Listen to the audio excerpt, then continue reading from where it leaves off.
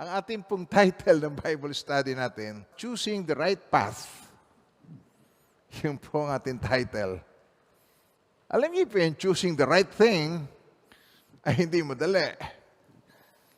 Choosing the right shoes. Choosing the right color. No? Nakaka-relate kayo doon. Choosing the right sleeper. No? Napakaraming style, napakaraming brand, napakaraming colors. Sa ating kapanahunan ngayon, napakaraming choices to make. Pero dalawa lamang ang gusto ng Lord na tayo mag-concentrate. Ang mabuti at masama.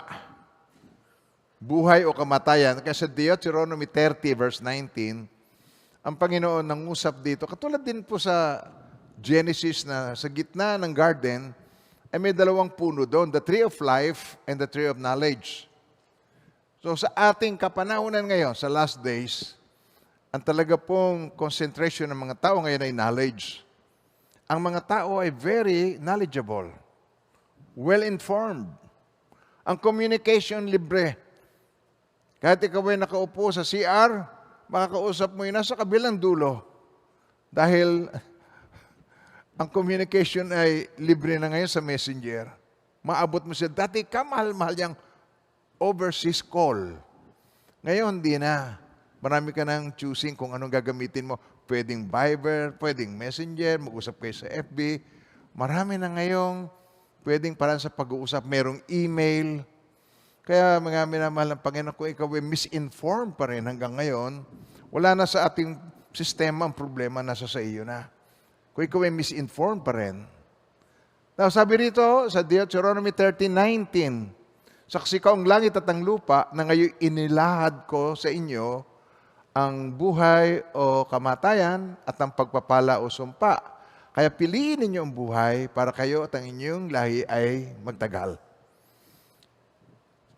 Nung last time, sinabi ko na nga, si Lord naman, kunyari lang ikaw ay pinapipili, pero sinasabi naman niya sa iyo kung ano yung pipiliin. Amen po ba tayo doon? Sino po nag-agree sa akin na sinasabi naman ni Lord kung sino pipiliin, kung ano pipiliin? Pakitaas ang kamay. Di ba sabi niya, for God so loved the world that He gave His only begotten Son, that whosoever believes in Him should not perish, but have everlasting life. Para magkaroon ka ng everlasting life, you should believe in Jesus.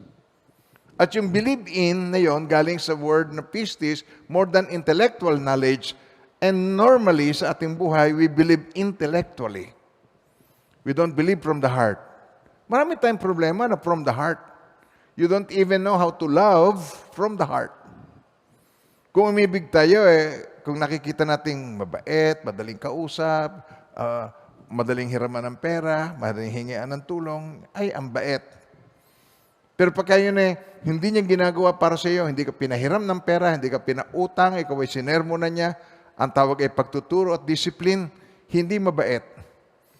Ang nagdidisiplin ba, mabait? Hello, nakausap ko po kayo. Ang nagdidisiplin ba, mabait? Ayaw ng mga tao ang discipline. Ayaw ng mga tao ang correction. Ayaw ng tao na babaguhin yung kanyang lifestyle. COVID. Kailangan matuto ka na magbago ka. Kailangan, ito'y behavioral issue. We need to learn a new norm, a new behavior sa ating panahon ngayon. Kaya we need to choose right.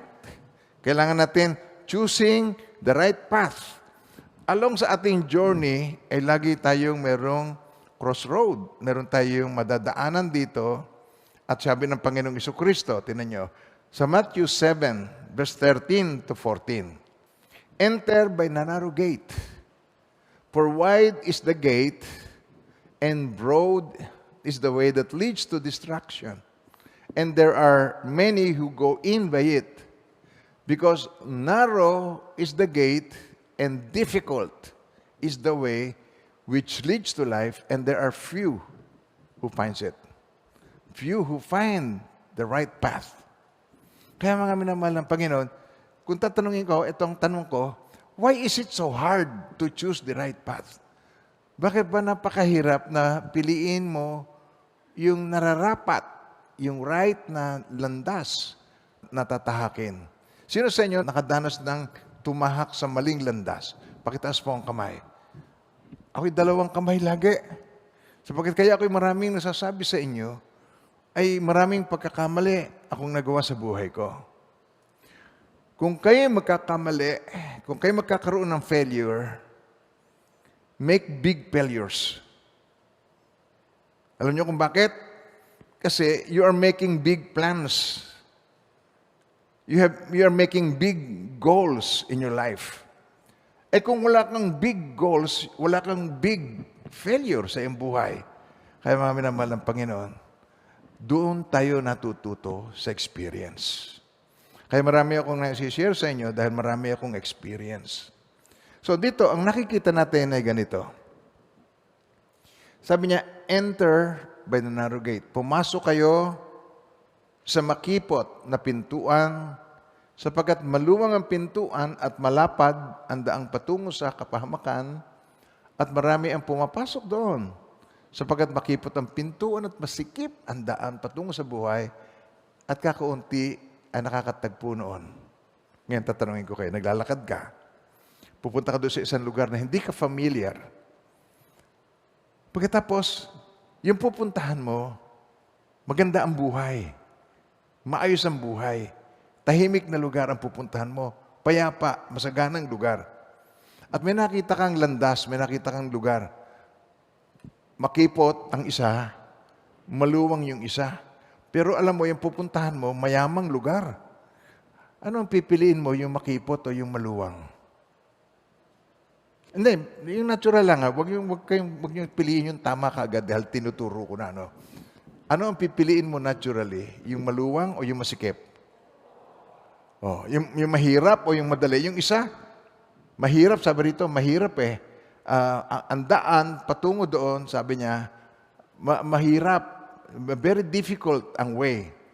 Masikip, ang daan patungo sa buhay, kakaunti, ang nakasusumpong. Sa English translation, kaya tinan ninyo, narrow gate, ito sabi niya, because narrow is the gate and difficult is the way. So meron difficulties. Yung isa, easy way. Yung isa, maalwan. Yung isa, hindi mababago ang iyong lifestyle. Pero yung isa, mababago ang iyong lifestyle. Yung isa, meron kang difficulties na pagdadaanan. Now, kung ikaw ang pipili, ang pipiliin mo siyempre yung maluwang. Okay, ngayon, ito naman ang Panginoon. Ito naman siya, kaya sabi ko sa inyo si Lord naman, kunyari lang pinapipili kasi tayo ay loves ni Lord. Mahal na mahal ako ng Panginoon. Kaya pag pinapipili niya ako, takpan niya ang kanyang kamay, pero papakita sa akin kung saan yung inilagay, kung sa tama, kung sa kanan, o sa kaliwa. O sige ha, papipiliin kita ha. Tapos ilalagay niya, tapos pakikita niya sa iyo, saan? Di alam mo kung saan ang pipiliin. Itong daan na ito, may pangalan. Yung isa, ang pangalan niya, distraction. Yung kalye distraction. At yung isa, kalye life. Doon sa life street. Yung life street, ito yung masikip, difficult, i-describe na sa iyo. Pag pumasok ka doon, sa life street, makaka-experience ka ng difficulties. Makikita mo, at saka, kakaunti ang naglalakad doon, kakaunti ang nakakasumpong. Pero pag pumasok ka doon sa Distraction Avenue, marami kang makakasabay doon. Pero yun sa Distraction Avenue, magdudulot ito ng miserableng sitwasyon sa buhay mo. Eternal na kapahamakan ang aabutin mo.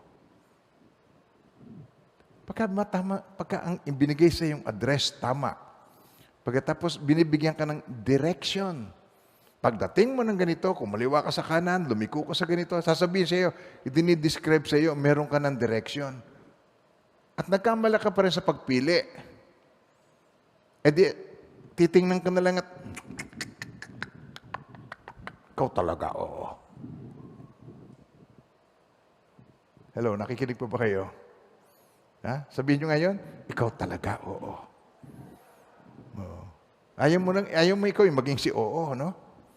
Dahil, sinasabi na sa iyo, dinidescribe na sa iyo. Maski si Jesus, tinuturuan ito ng shortcut, maging ang tukso kay Jesus kung natatanda sa Matthew chapter 4. Tinutukso siya, iniakyat siya, sabi rito ng diablo sa kanya, pinakita sa kanya yung kingdom, sabi niya. Again, the devil took him up on an exceedingly high mountain and showed him all the kingdoms of the world and their glory. Okay? Tapos, eto ang kanya sabi, and he said to him, sabi ng diablo, all these things, sakikita mo yan, ibibigay ko sa inyo yan, I will give it to you if you will fall down and worship me.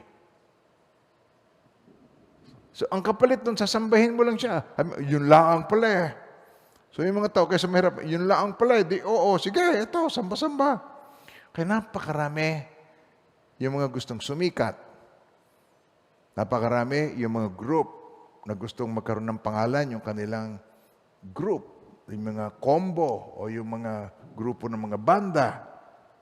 Natatandaan nyo yun?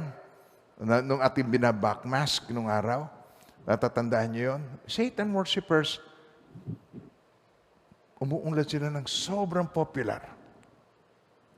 Pero yun ang nagpapahamak sapagkat ang tao sa kanila na sumasamba. Ang tao sa kanila na nakikinig. At ang kung anong sabihin nila, tuturuan ka na, you listen to your heart. Listen, be yourself, believe yourself. Nakikita nyo ba kung gaano ang danger nun? Ang kalaban ng faith natin, ng faith na tinuturo ng Panginoong Jesucristo, ay yung ikaw ay manangan sa sarili. Believe yourself. You listen to your heart. Alam nyo naman, the heart of man is deceitful above all things. So, pag sinabing, believe your heart, tiyak na mali lahat ang magiging decision mo if you believe your heart. Believe your emotion. Look, if you keep on believing your emotion at sinusunod mo ang iyong emosyon, ipinagpapalit mo ang knowledge of truth and knowledge of God because of what you feel, ilang beses ka nang napahamak doon. Sabihin niyo sa akin, sino sa inyo napahamak na doon sa pagsunod, sa kanyang nararamdaman, sa kanyang palagay, sa kanyang iniisip. Now, itong tukso sa kanya, if you will worship me. Now, kaya, mga minamahal ng Panginoon, kakaunti ang nakasusumpong sa tamang landas. Minority. Kaya tayo yung minority group.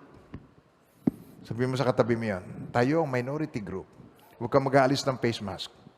Saka face shield. Keep the protocol.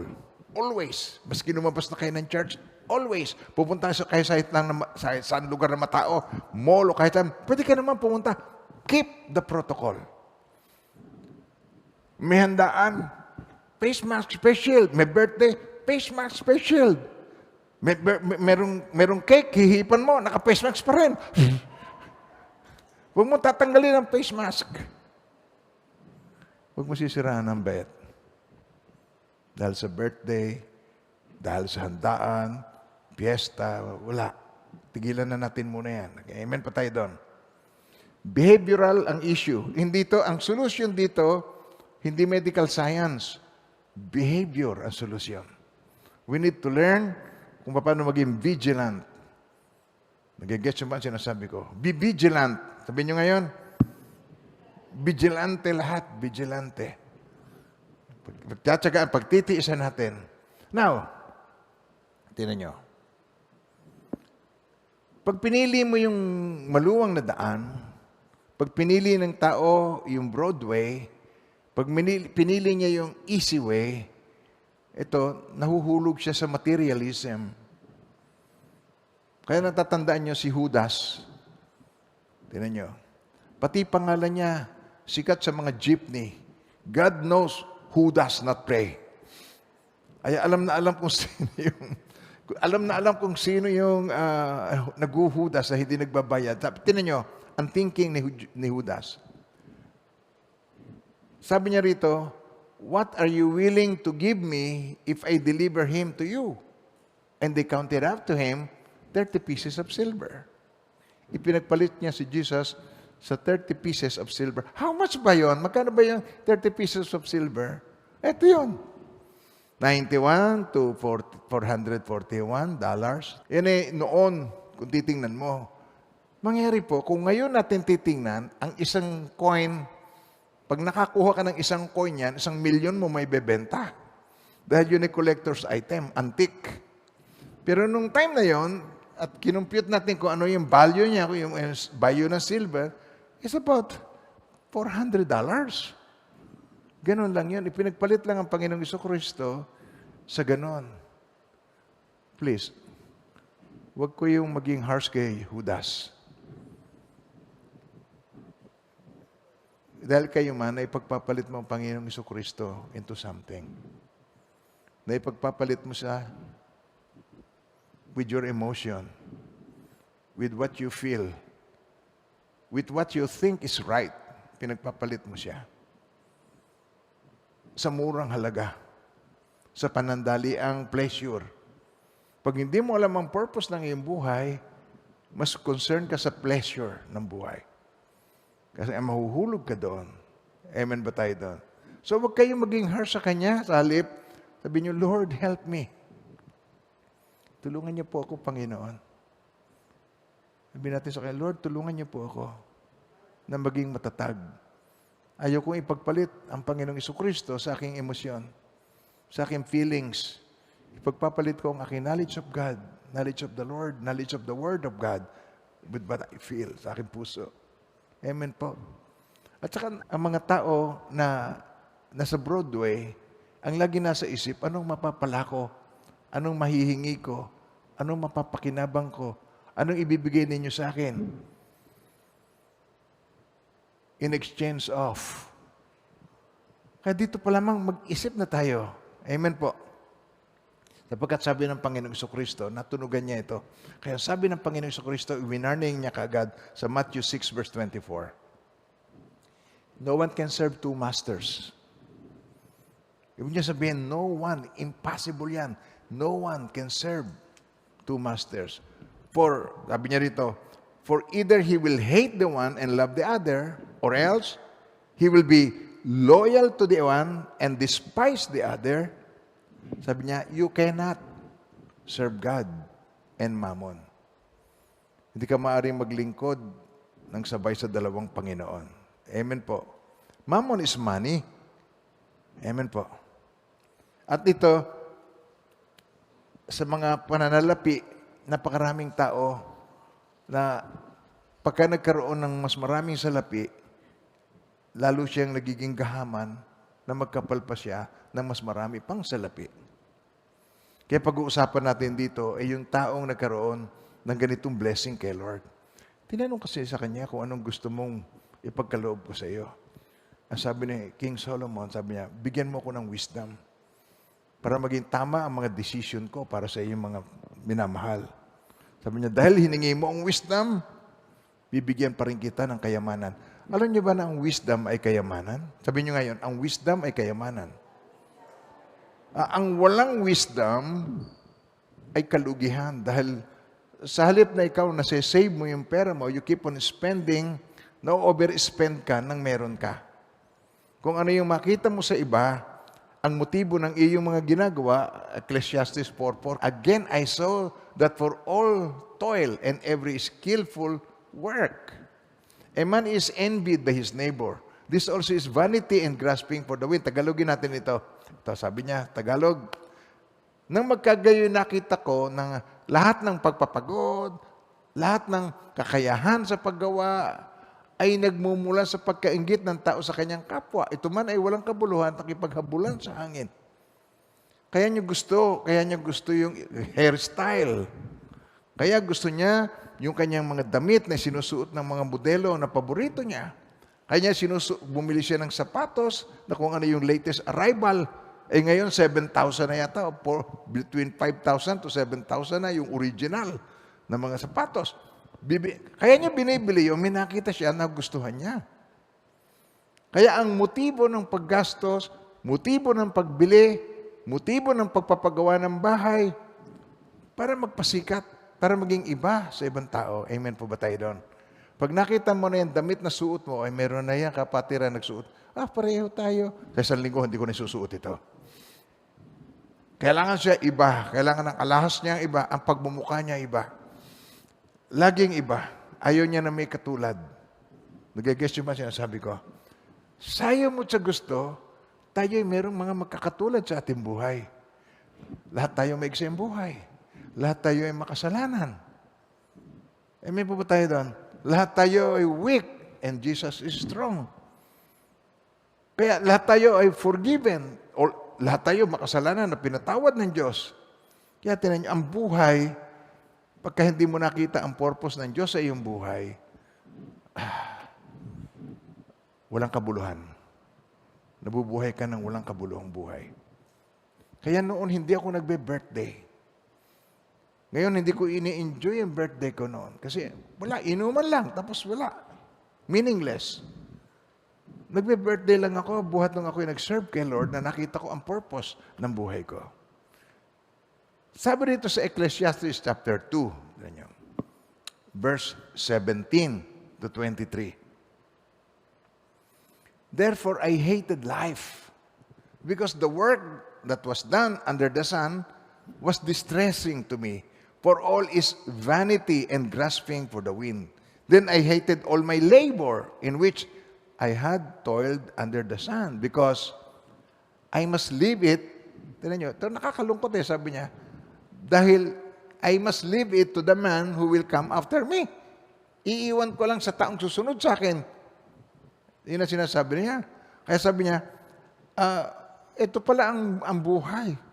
Ayaw niya yung naiinis siya sa buhay na maghihirap ka, pagtsatsagaan mo, iimpukin mo, ayusin mo.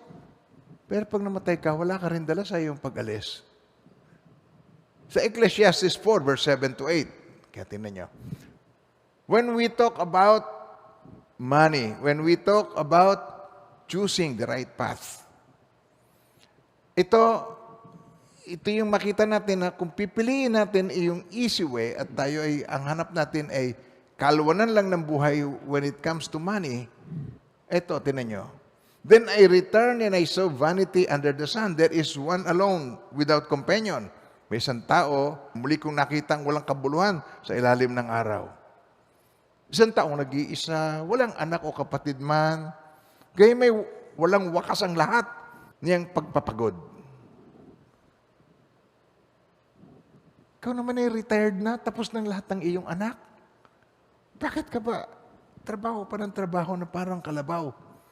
Bakit pasok ng pasok? Napakayaman mo na, napakarami ng pera. Bakit wala kang tigil ng pagpapagod? At ang kanyang mga mata ay hindi nasisiyahan sa mga kayamanan. Sabihin niyo yung word na yun, ang mata ay hindi nasisiyahan sa kayamanan. Oh, ito yung talagang walang satisfaction. This also is vanity, sabi po rito. Hindi man lang niya na itanong sa sarili, tinan niya yun.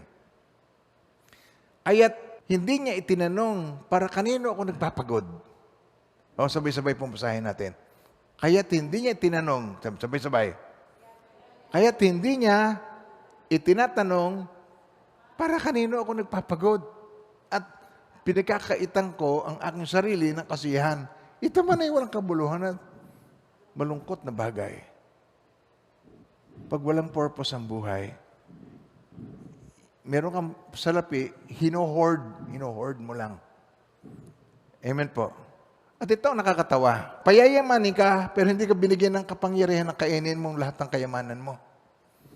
Ecclesiastes 6, verse 1 and 2. Okay, sabay-sabay, basahin na. Tingnan nyo, ang essence nito, ubod ka man ng yaman, pero hindi mo naman makakain lahat ng kayamanan mo. Tingnan nyo. May kasamaan na nakita ko sa ilalim ng araw at mabigat sa mga tao.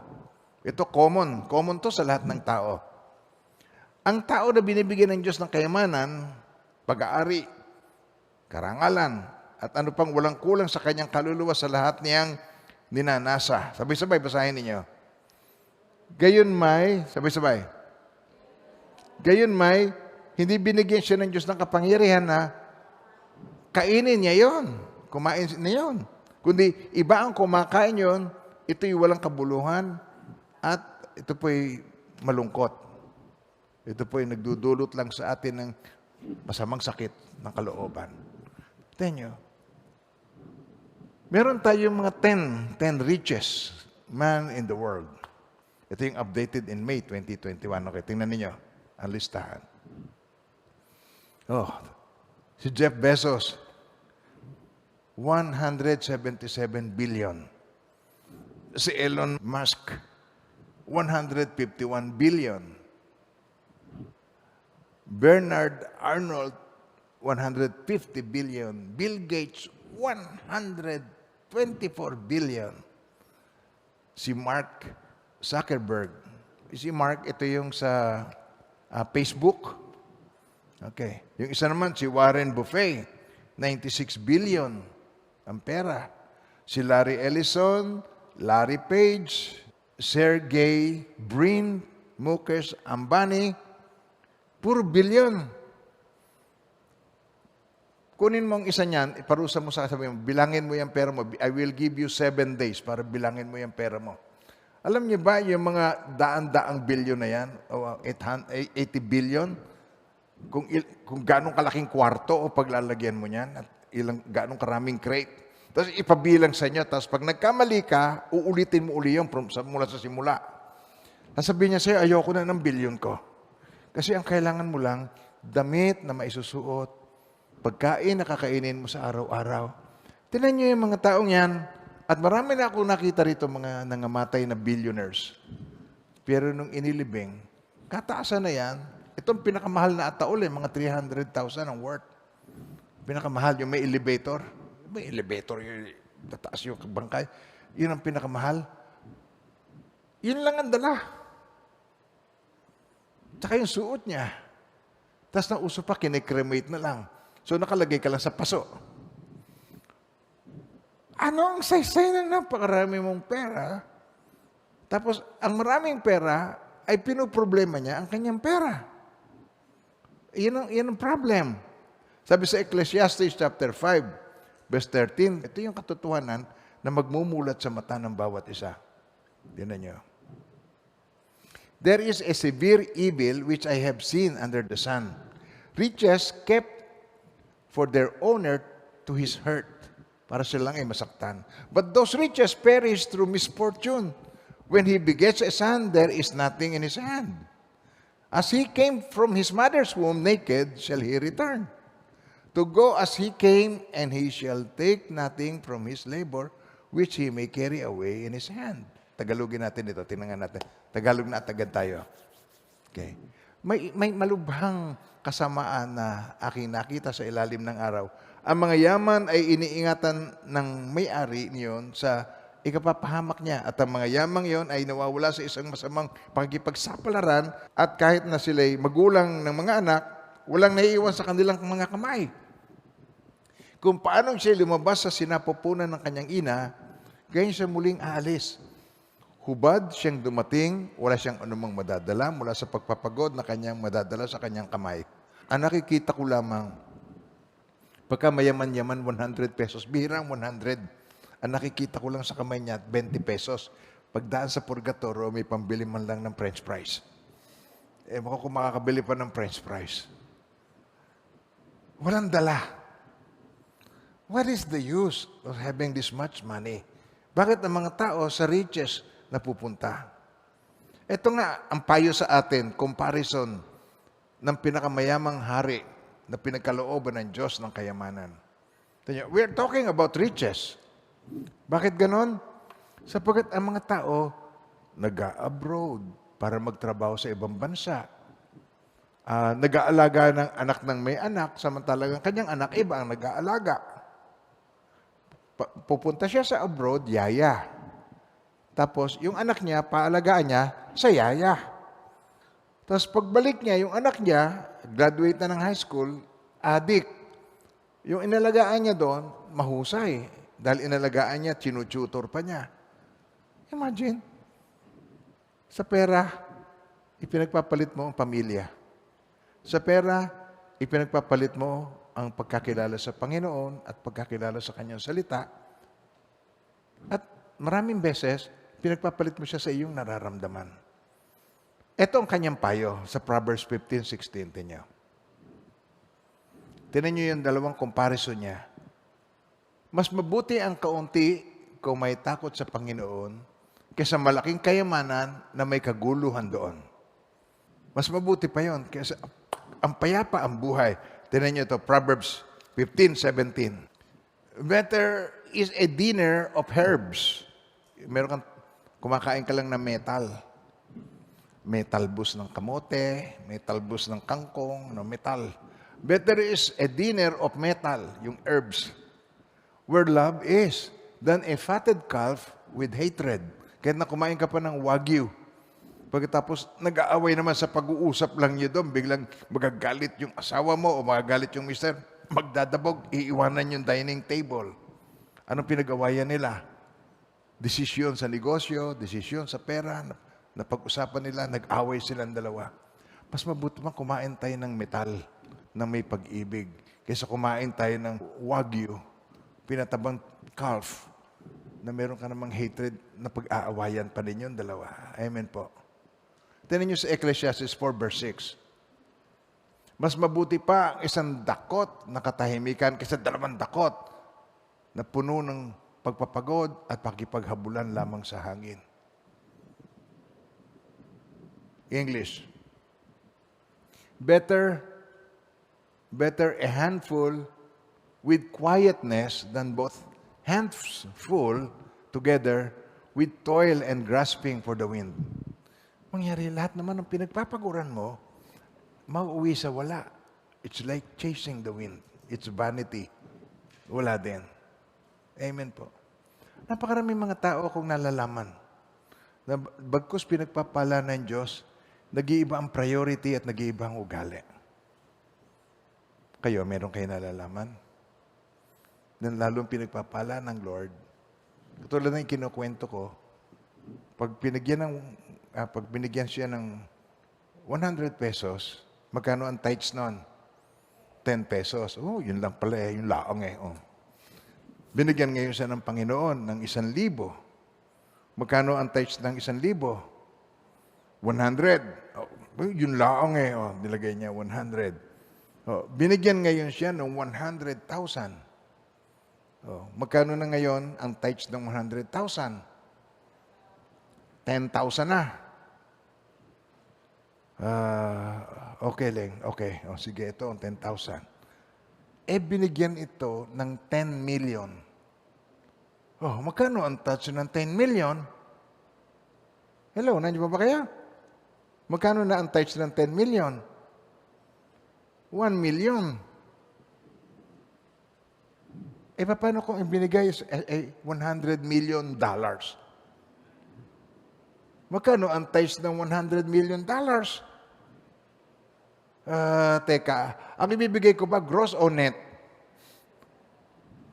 Mag-iisip na ito ng dahilan. Parang gumagawa ng tax. Kumahanap ka na ng tax deduction.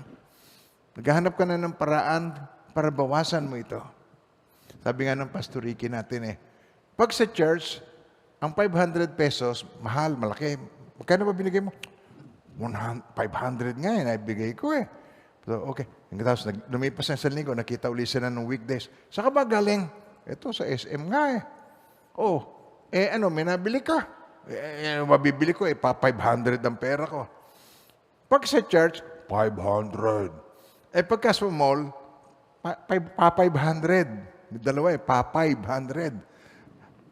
Kaya, ang mga minamahal ng Panginoon, when it comes to our commitment to God, when it comes to our response to the love of God, when it comes to yung ating ibabalik sa Diyos, yung pagbabalik ng blessing sa God, ang mga tao nag-iisip na mabuti habang lumalaki. Huwag kang tatanggi. Nung maliit pa madali, pero habang lumalaki, money is now eating you up. Nag-iisip ka ng way kung paano mo bawasan, kung paano mo kaltasan, kung paano kang magkaroon ng maraming tax. Parang ang kausap mo ay BIR o IRS. Parang ang kausap mo, parang hindi si Lord ang kausap mo na naghahanap lang sa atin. Hindi naman niya pera ang kailangan sa atin, kundi ang kailangan niya sa atin ay ating puso. I'm sharing this kasi ang marami ang iniisip niya na Ang money, makapagbibigay sa iyo ng kaligayahan, magbibigay ng kapayapaan. Sasabihin ko sa inyo ang totoo. Ito ang sinasabi ng ating pinag-uusapan ngayon, na ang pera, sa halip na magbigay sa iyo ng kapayapaan, magbibigay sa iyo ito ng worrisome na sitwasyon. Problemahin mong mabuti, saan mo ilalagay ang pera mo? Lalo na ngayon, napipinto sa devaluation, napipinto sa pagbaksak ng ekonomiya. So ano isabihin nito? Madidevaluate ang pera. Ang value ng pera madidevaluate. Kailangan ihanap mo ito na mapapaglagyan mo, na mamimaintain mo ang value. Ano yun? Gold. Number one, steady ang presyo ng gold. It keeps on going up. Diamond. Pero mahirap yan, baka mapeki ka. So, ang kalimitan na nangyayari ngayon sa ating time ngayon, lupa. Namimili ng lupa. So, mga billionaires ngayon, ang problema nila, yung mga may perang kasing laki ng church natin ang lalagyan ng pera, hindi mo mailalagay sa bank. Ang kaya lang sagutan sa iyo ng bank hanggang 500,000. Yun lang ang PDIC, yung Philippine Deposit and Insurance. Ang insured lang ang pera mo hanggang 500,000. Bilyon ang pinag-uusapan natin. Bilyon. Ikaw ang may-ari ng SM, ikaw ang may-ari ng Wilcon, ikaw ang may-ari ng malalaking kumpanya. Saan mo ilalagay? Magtatayo ako ng sarili kong bangko. Hindi rin stable. Kasi ang pera mo na naandun, na ipinauutang mo din, nadidevaluate din. Tumingin kayo sa'yo mabuti. Ito yung usapang economist na itong aking sinasabi sa inyo. Ang pera ay pababa ang value. So, inihahanap mo to isang investment na stable. Number one, gold. Diamond. Pero ang lupa, yun ang accessible sa ngayon. So, hanap ka niyan, doon mo ilalagay. 3 years lang, na-triple na. 10 times na ang value ng pera mo. Minamahal ng Panginoon. Puro pera na sa isip ng mga tao. Amen po? Puro pera. Tingnan ninyo. Poverty, ang kahirapan, could be better. Mas malapit ang tao sa Diyos sa gitna ng kahirapan kaysa kanyang kasaganahan. Mas malimit siyang, bibili kami ng TV pero pinag-pray pa namin bago kami bumili. Sa Pilipinas yun, pinag-pray pa bago bumili ng flat TV. Okay, bakit? Pinag-iipunan namin ang ibibili namin ng aming flat TV. Okay. Sa Amerika, deliver ka agad dyan. Tatawagan mo lang, di-deliver na. Credit card. Napakabilis. But poverty can be better. Why? Bakit ganon? Kasi alam ng mga may takot sa Diyos, okay, that death ends the good life. Ang kamatayan ang tatapos sa mabuting kabuhayan. Ipapass on mo na sa iba. Amen po ba tayo doon, mga minamahal ng Panginoon? Ecclesiastes 9:11, tingnan ninyo. Okay, basahin natin.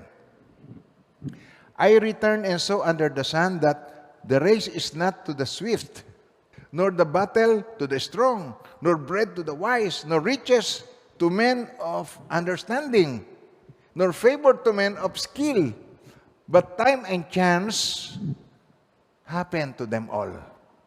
Nangyayari sa kanilang lahat. Tagalog, tignan nyo. Muli, kung nakita sa ilalim ng araw, na ang takbuhan ay hindi para sa matutulid, ni ang paglalabanan ay sa malalakas, ni sa mga pantasman ang tinapay, ni ang kayamanan man ay sa mga matatalino, ni ang kaloob man ay sa taong may kakayahan, kundi ang panahon at pagkakataon ay nangyayari sa kanilang lahat. Amen po. At pag nangyari, that is the end of good life na tinatamasa sa lupa. Pero sa atin, it is the beginning of eternal life nating inaasam. Pero sa mga taong materialistic, sa mga taong worldly, that is the end of the good life. Tapos na yung Rolls-Royce, Ferrari, Lamborghini, Chicanini, at kung ano-ano pang nini, tapos na lahat yan. Pagka ikaw, death ends the good life na ina-enjoy mo. Tapos ng helicopter mo, tapos na ang jet. Naririnig ko yan sa mayayaman. Narinig ko yan sa ibang mga preachers na mayroong mga jets. Tapos na ang jet mo. Pinipreach mo ito. Kaya dapat maintindihan ng preacher ang kanyang ipinipreach. Well, ang kamatayan ang tatapos sa mabuting kabuhayan. So, hubad tayong isinilang, hubad din tayo sa ating paglisan. Amen po. Ang promotion, sabi dito sa Psalm 75, verse 6 to 7. For exaltation, o yung promotion, for exaltation comes neither from the east, nor from the west, nor from the south, but God is the judge. He puts down one and exalts another. Tagalog. Okay. Sapagkat hindi mula sa silangan o mula sa kanluran, ni mula man sa ilang ang pagkakataas, kundi ang Diyos ang hukom, ang isa'y ibababa, ang iba'y itinataas naman. Amen po. At ang mga minamahal niyang mananampalataya, hindi yan ang buntot, yan ang ulo, hindi buntot. Amen po. Yan ang nagpapautang, hindi yan ang nangungutang. Kaya huwag kang gagawin doon sa posisyon na mangungutang. Ikaw ang nagpapautang. Hindi ka manghihingi, ikaw ang namimigay. Hello, nandiyo pa ba tayo? Huwag mong i-declare ang poverty. Ang i-declare mo ay ang mga pagpapala ng Diyos sa iyong buhay. Amen po. Declare the goodness of God. I-declare mo. And now, let the weak say, I am strong. Let the poor say, I am rich. Because of what the Lord has done for us. And now, let the weak say, I am strong. Let the poor say, I am... Yun eh, walang makain. Wala. Isang tasang na merong kaprasong tuyo, kumakanta. And now, let the weak say, I am strong. And let the poor say, I am rich. Declare, declare, declare, declare. Amen. Declare, declare, declare, declare. Lumalabas sa iyong bibig ang buhay at kamatayan sa dila na kasalalay. Amen po. Why? Dahil walang planong masama ang Diyos sa iyo. Walang masamang plano ang Diyos sa akin. Always remember, ang Panginoon, ang sabi niya, I know the thoughts that I think towards you, says the Lord. Thought of peace and not of evil, to give you a future and a hope. Thoughts of peace and not of evil. Magandang plano. Ang akala ng mga tao, ang dinaranas niya ay misery. Misery. Pero ang totoo, yun ay ministry. Katulad ito si Joy Tanchi, na rape siya ng 7 lalaki nung siya hindi man lang panahahalikan, teenager pa lamang siya. Pero i-declare nila na yun ay gagawin nilang testimony. Buhat noon hanggang ngayon, ang church na nila ang pinaka-angat na church sa buong Pilipinas, ang CCF. Dahil ginawa nilang testimony, ginawa nilang patotoo, at iniisip nila, patawarin. I-declare nila yung pagpapatawad, pinatatawad na namin siya. Hindi sila naapektuhan. Hindi niya hinayaan ng kanyang joy ay nakahawi ng ibang tao. Lagi siyang may galak sa kanyang puso. Amen po, mga minamahal ng Panginoon. At ito po ang payo sa atin ng Panginoon. Okay. Mag-pay attention na kayo, malapit na tayo sa dulo, ito na ang solusyon. Ang sabi sa atin dito ay ganito, para makip mo yung joy, para makip mo yung peace, makip mo yung ikaw ay secured sa kamay ng Diyos, kailangan meron tayong behavior na mabago sa atin. Dito, sa 1 Timothy 6, verse 6, ang sabi ganito, now godliness with contentment. Okay, one more time, sabihin niyo yun. Now, godliness with contentment. Isa pa. Okay, ilakas po natin. Now, godliness with contentment is great gain. Kailan ka matitigil sa iyong wagas, walang kamatayang, trabaho ng trabaho, hindi makatulog, isip ng isip, pinoproblema ang competitor, pinoproblema ang utang, pinoproblema kung paano mga gagawin. Godliness with contentment is great gain. For we brought nothing into this world, and it is certain we can carry nothing out. And having food and clothing, with this, we shall be content. Amen po. With this, we shall be content. Tuloy natin. But those who desire, sabay-sabay, sabay-sabay. But, ito yung but dito yung but ng payo. Ready? Okay, go. But those who desire to be rich fall into temptation and a snare, and into many foolish and harmful lusts, which drown men in destruction and perdition. Nahuhulog siya doon sa pagkalunod. Nalulunod sa tagumpay. Nalulunod sa pagtatamasa. Hindi malam kung anong gagawin. Subalit, sabi dito, subalit ang kabanalan na may kasiyahan ay malaking pakinabang. Isa pa. Subalit. Ready? Okay, go. Subalit ang kabanalan na may kasiyahan ay malaking pakinabang. Sapagkat wala tayong dinalang anuman sa sanlibutan at wala rin naman tayong mailalabas na anuman sa ating paglisan. Amen po. Ngunit, kung tayo'y may pagkain at damit, masiyahan na tayo sa mga ito. Yun lang naman ang kailangan natin. Ngunit, ang mga nagnanais yumaman ay nahuhulog sa tukso at nabibitag sa maraming hangal at nakapipinsalang pagnanasa. Hangal at nakapipinsalang pagnanasa. Hangal, isa pa. Hangal at nakapipinsalang pagnanasa. Isa pa. Hangal at nakapipinsalang pagnanasa. Na siyang naglulubog sa mga tao sa pagkawasak at kapahamakan. Sabi ng Panginoong Jesucristo yan sa kanyang sinabi, cares of this world and deceitfulness of riches, it choke the word. Kaya walang time magbasa ng Bible. Walang time mag-prepare ng sermon. Walang time na siya tumayo para mag-lead. Walang time mag-lead. Natatakot mag-lead. Busy sa maraming bagay. Ang time niya, inuubos niya kung saan siya ay pleasure. Yung pleasure para sa kanyang pleasure. Doon nauubos. Walang time. Takot tumayo. Takot mag-preach. Takot yung gift niya, i-practice. Why? Nauubos sa pleasure ang kanyang oras. You spend most of your time sa pleasure. Amen po, mga minamahal ng Panginoon. So, ang kailangang matutunan natin, 3 bagay. Okay. Be content. Yan ang una. Be content. Sa 2 Corinthians 8, verse 1.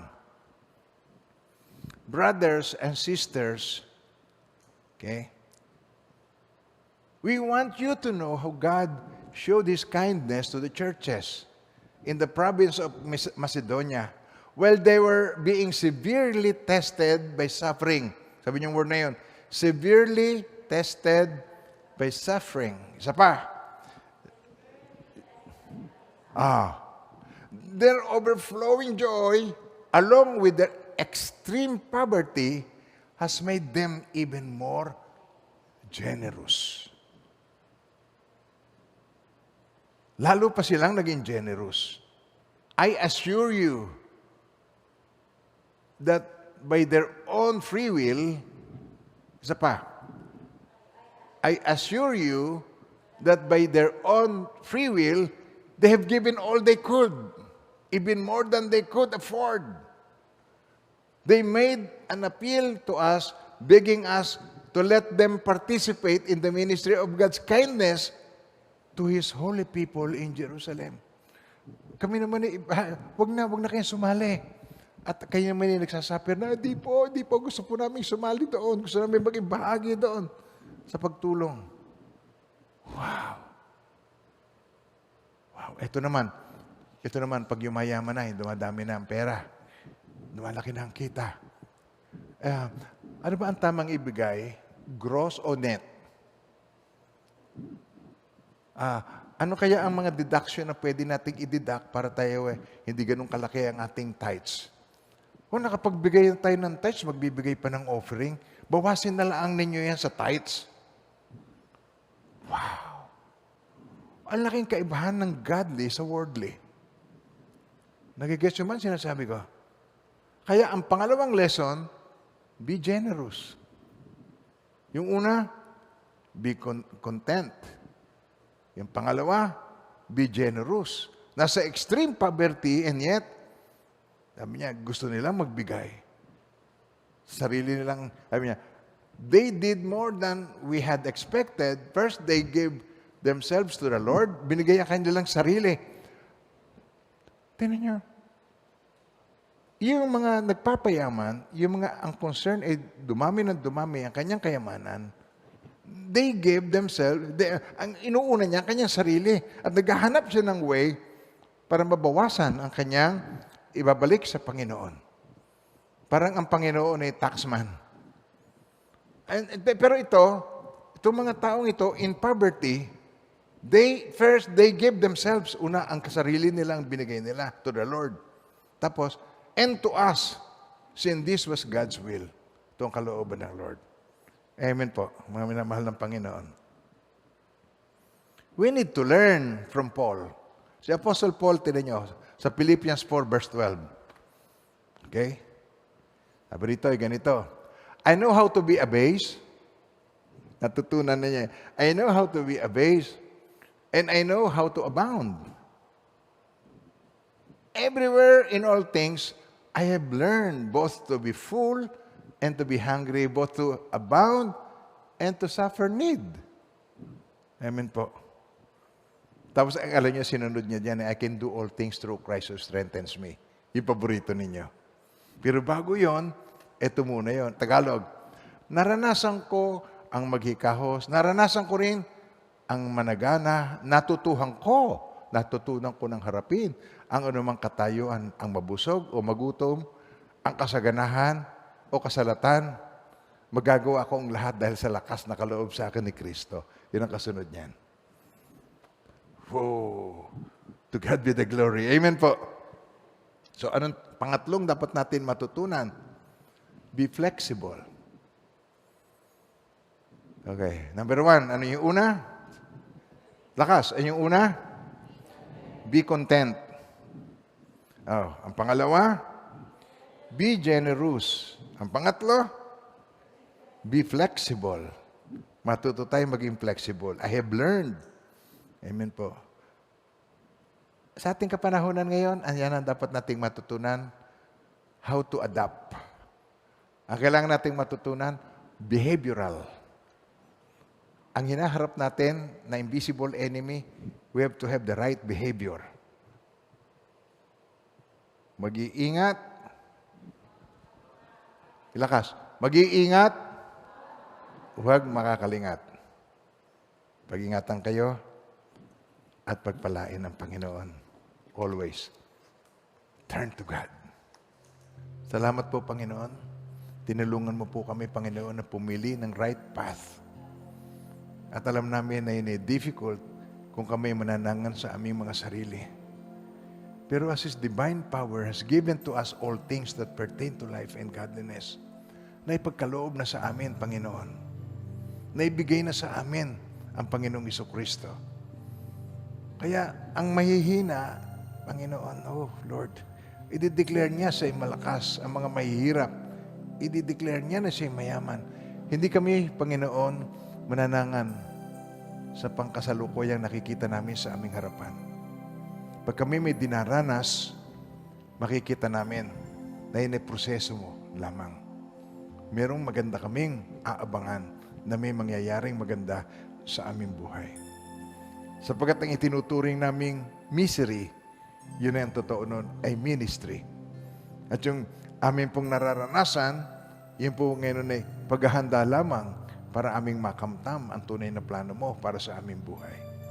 Ipiniprepare mo ang aming mga puso. Maraming salamat po, Lord. Tulungan niyo po kami na ang tiwala namin ay sa iyo, manatili sa iyo ang aming trust. Kami laging manangan ay sa iyo, Lord. Ang magtiwala kami ay sa iyo.